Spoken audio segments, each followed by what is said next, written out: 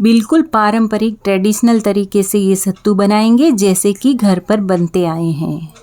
आज हम ये कजली तीज पर बनने वाले राजस्थानी सत्तू बनाएंगे और वो भी बिल्कुल पारंपरिक तरीके से। और ये घर पर पड़ी हुई सामग्री से बड़ी आसान विधि से बन भी जाते हैं और ये खाने में टेस्टी और हेल्दी भी होते हैं। तो बिना देरी के आज की ये मज़ेदार रेसिपी बनाना शुरू करते हैं। Hello everyone, welcome to yummy town. तो सत्तू बनाने के लिए सबसे पहले यहाँ पर मैंने 1.5 किलो गेहूँ लिए हैं। अब आधे गेहूँ इस कढ़ाई में डालकर इन्हें मीडियम टू लो फ्लेम पर लगातार चलाते हुए ड्राई रोस्ट करेंगे। गेहूँ को हमें बिल्कुल लो टू मीडियम फ्लेम पर भुनना है ताकि ये अंदर तक अच्छे से भुन जाए। अगर आपने इन्हें हाई फ्लेम पर भुना तो ये ऊपर से पक जाएंगे और अंदर से कच्चे रहेंगे, तो फिर सत्तू हमारे गले में चिपकने लगेंगे। तो आप इन सत्तुओं को गेहूं के आटे को भूनकर भी बना सकते हैं, लेकिन पारंपरिक तरीके से गेहूं, चना दाल और चावल को भूनकर फिर उन्हें पीसकर ये सत्तू बनाए जाते हैं। तो हमारे घर में तो ज़्यादातर चना दाल के सत्तू पसंद किए जाते हैं। आपके घर में कौन से सत्तू ज़्यादा पसंद करते हैं ये कमेंट ज़रूर करें। तो ये देखिए, जैसे जैसे गेहूं भून रहे हैं ये लाल होने शुरू हो चुके हैं, लेकिन हमें इन्हें बड़े ही पेशेंस के साथ में लो फ्लेम पर ही भुनना है।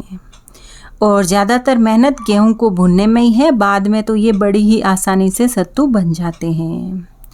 तो ये देखिए, लगभग 15 से 20 मिनट हो चुके हैं लो फ्लेम पर इन गेहूं को भूनते हुए, और गेहूं बहुत ही अच्छे से भूनकर लाल हो चुके हैं। तो इन्हें अलग बर्तन निकाल देंगे और ठीक इसी तरीके से बाकी बचे हुए गेहूं को भी हम लो फ्लेम पर भून लेंगे। लगभग 30 से 40 मिनट लगे गेहूं के दानों को भुनने में, और ये देखिए गेहूं बहुत ही अच्छे से भुनकर लाल हो चुके हैं। तो अब हम इन्हें अच्छे से ठंडा कर लेंगे। तो अब ये देखिए गेहूं अच्छे से ठंडे हो चुके हैं।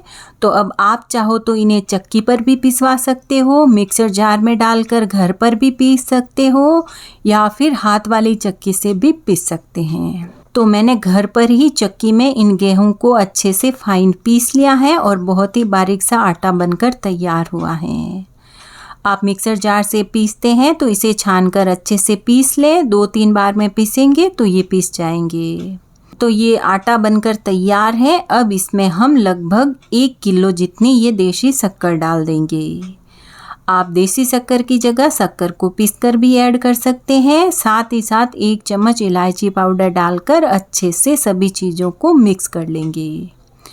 तो आप चीनी की क्वांटिटी अपनी पसंद से कम या ज़्यादा कर सकते हैं, लेकिन 1.5 किलो में मैं 1 किलो शक्कर डाल रही हूँ, तो वो बिल्कुल परफेक्ट मीठा हो जाएगा।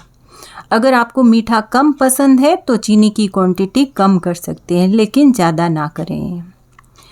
तो तीज पर तो सत्तू ज़्यादा क्वांटिटी में बनाए जाते थे, तो हाथ वाली चक्की से मम्मी लोग पीसकर घर पर ये आटा तैयार करते थे और वो सत्तू खाने में बहुत ही टेस्टी लगते थे। तो ये देखिए सारी चीज़ें अच्छे से मिक्स हो चुकी हैं। अब यहाँ पर मैंने 1 किलो घी लिया है।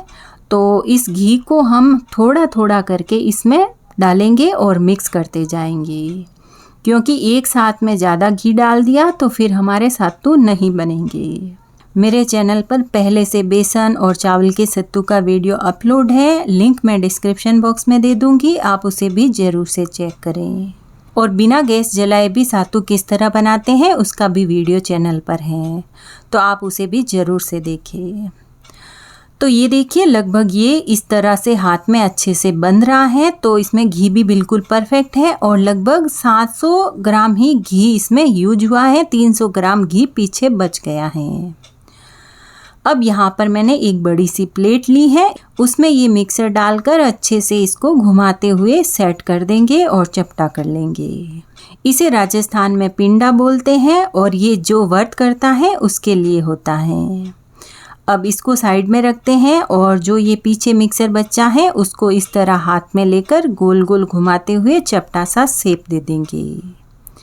सत्तू का शेप लगभग इसी तरह होता है, वो लड्डू की तरह गोल नहीं होता है। तो ये एक सातू हमने बना लिया है। अब ठीक इसी तरीके से हम सारे मिक्सर के सातू बनाकर तैयार कर देते हैं। तो ये देखिए लगभग इतने सारे सातू बनकर तैयार हो चुके हैं। अब हम सातुओं को डेकोरेट कर देते हैं। तो सबसे पहले हम जो ये पिंडा बनाया है व्रत करने वाले के लिए, उस पर हम अच्छे से काजू, बादाम और फिर ये जो ऑरेंज फूड कलर होता है उससे बिंदी लगाकर और थोड़ा सा सिल्वर लगाकर अच्छे से गार्निश कर लेंगे, ताकि ये बिल्कुल बाज़ार में मिलने वाले सत्तू जैसा दिखेगा। तो ये देखिए बहुत ही बढ़िया सत्तू बनकर तैयार हुआ है और लगता ही नहीं है कि इसे हमने घर पर बना है, बिल्कुल मार्केट जैसा दिख रहा है। और अब ये जो दूसरे सत्तू हैं इन पर हम काजू, बादाम आप अपनी मनपसंद से इसे लगाकर गार्निश कर ले और ऊपर से ये ऑरेंज बिंदी लगाकर इन्हें भी अच्छे से सजा लें। तो ये लीजिए तैयार है कजरी तीज स्पेशल राजस्थानी सत्तू, बिल्कुल पारंपरिक तरीके से बनकर।